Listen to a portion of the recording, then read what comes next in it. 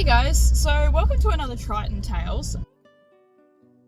Most of my life I just hadn't been able to implement what I'd learned over the years until I got my own horses, and then had to learn all over again from the ground up. And Jewel taught me a heck of a lot over the 2.5 years that I had her, and I'm eternally grateful to her for what she's taught me and preparing me, I guess, for the next step of my journey with her. I'd love to take on some more Brumbies. They're absolutely amazing. I love them. Maybe I'm a bit biased because I had Jewel, but I don't feel it's a biased opinion. You know, Brumbies, they're incredibly diverse, you know, and as Jewel proved, and I've seen people on Instagram and YouTube, they've all shown much the same promise, is under the correct management, you know, where you let the horse find its own path under your guidance, of course.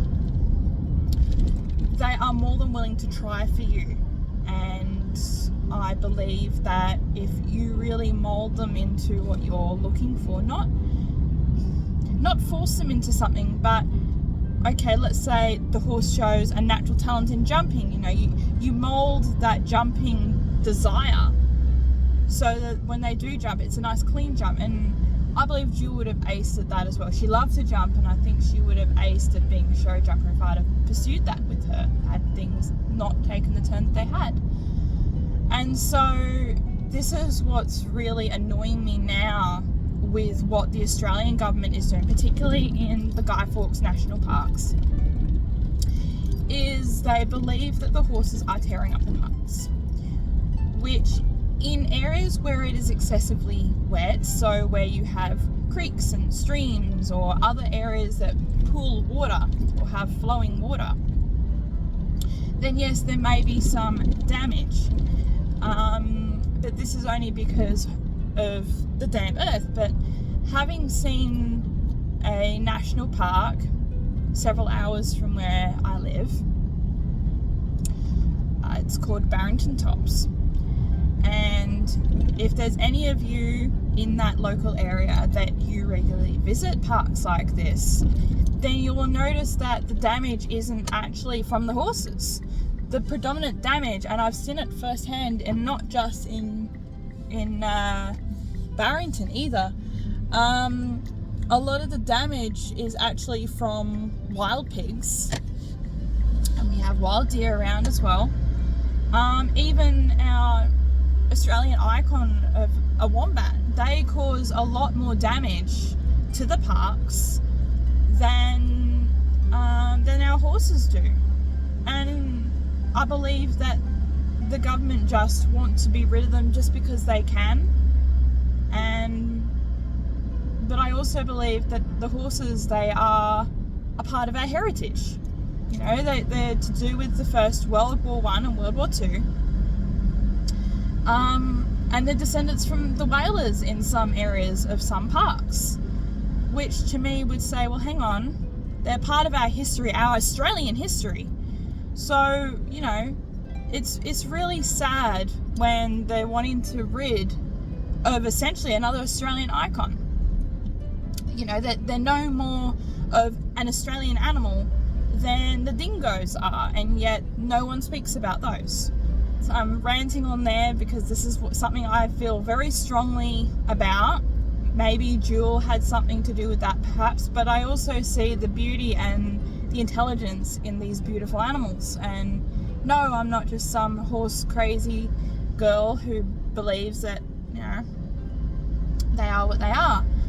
No, I don't believe in this whole magical fairy tale thing. No, horses can be extremely ruthless and to each other, especially when you get a secondary stallion trying to take over the band stallion. They can be incredibly ruthless to each other, and people don't see this. They see them as these majestic animals that just sort of float across the scene, and they're just so beautiful and magical. But in truth, they can be just as ruthless as any other animal, but no one talks about this.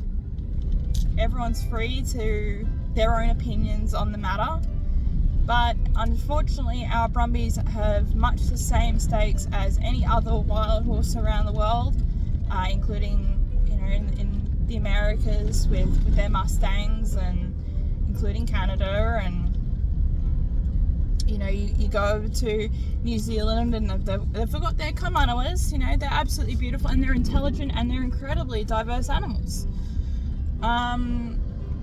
You know, that they want to please you, so why would you destroy something that all it wants to do is please you? You know, that I believe that they would go far in, say, if the SES were to do search and rescues, you know. Okay, so they do a heck of a lot on foot, but the Brumbies know this country better than anyone, so why not utilize this and use the horses to help you, you know? As I said, you know, the Brumbies don't deserve what they're going through, and aerial slaughter is, it's not humane. Not when the RSPCA and other organisations involved have okayed and saying that it is humane to have more than one shot.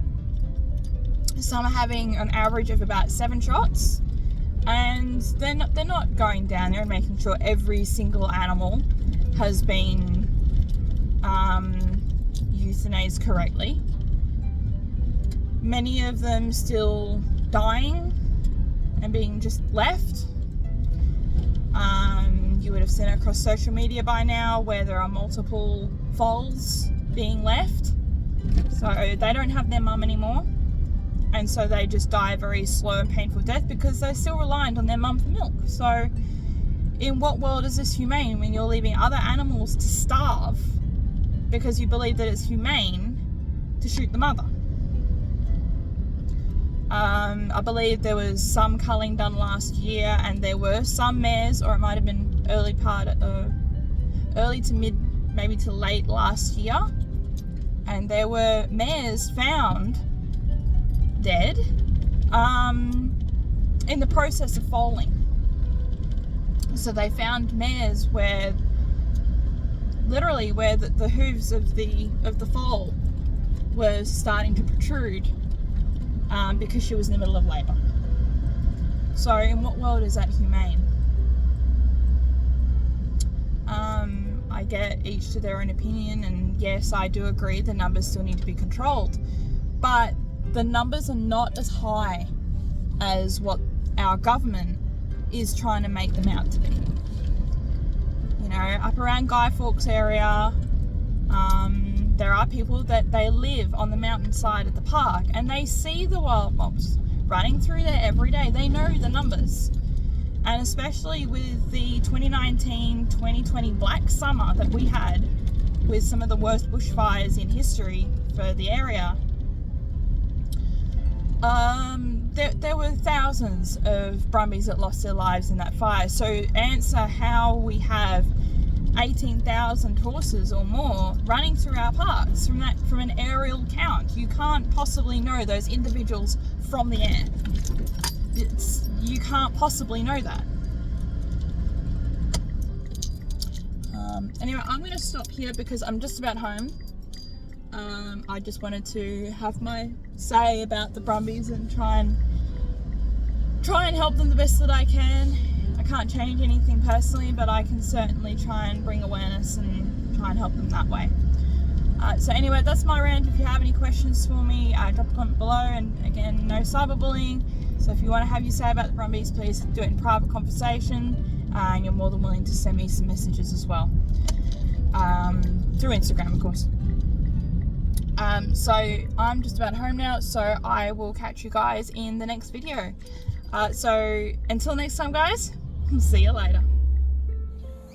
Don't forget to like, comment, smash that subscribe button and turn on notifications so you can stay up to date with what's going on in my world.